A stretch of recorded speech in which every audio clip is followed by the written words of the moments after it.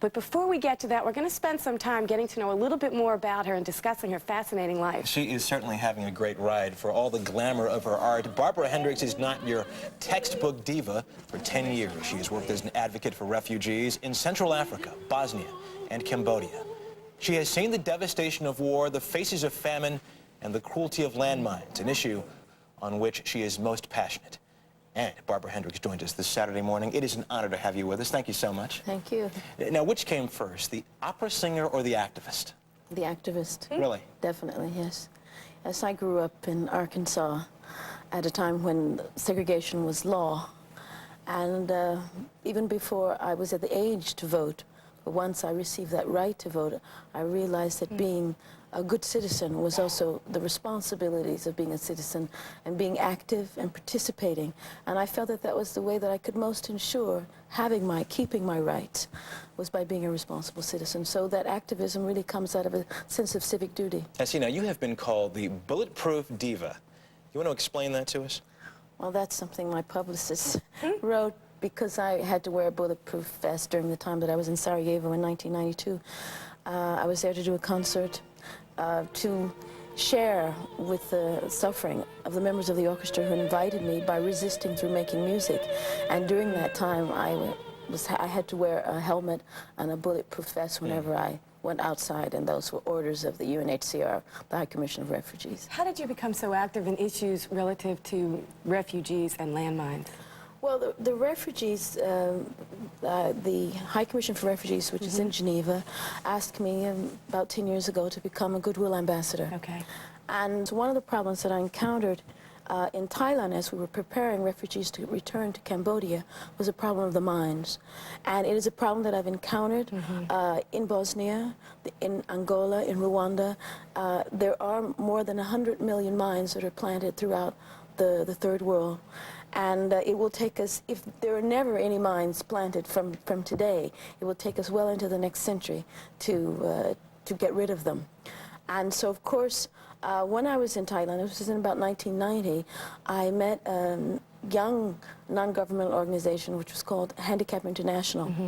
And they are one of the founding members of this international ban on landmines. So I started working together with them on this issue because I have held in my arms children who have been victims of landmines. And the children who just innocently go out to play or to collect firewood, and because the mines do not choose their victims, and the victims are mostly civilians. Let's talk about something else you know a little bit of something about. Music. Why should kids today be interested in classical music? Because classical music is wonderful. Because it speaks to us. I think music is what speaks to us. And, you know, music is not just classical music, but music reminds us that we all are part of humanity. And I think in that place where we hear music, maybe with one ear, is where the Universal Declaration of Human Rights comes from, the very nature of humanity, of who we are. But I think if parents want their children to be interested in music, you have to let them see you enjoying it and see what it means to you. Now, don't go away, because when we come back, Barbara Hendricks is going to sing for us. Interest convinced her that she had... Welcome back. As promised, Barbara Hendricks is with us. You've told me you lived in Switzerland. You've lived in Switzerland for the past 11 years. Do you miss these shores?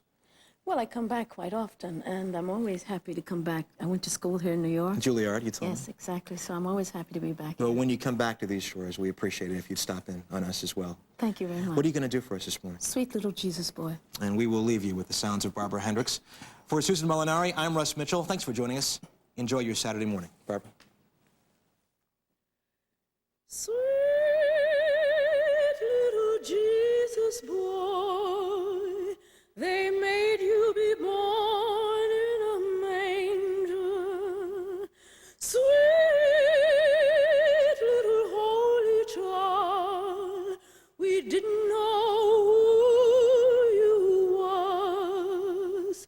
Didn't know you'd come to save us, Lord, to take our sins away.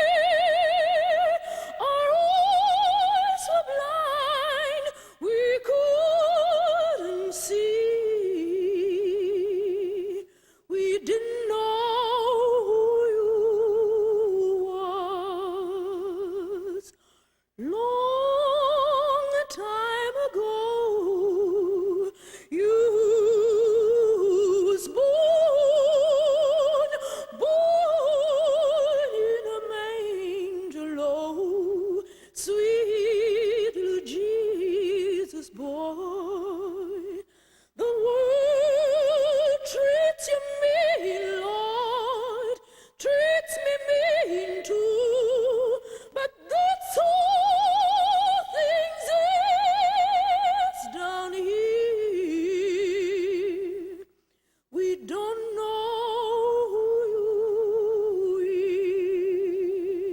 is. You done told us how we's trying, Master. You done showed us how, even when you's dying. Just seems like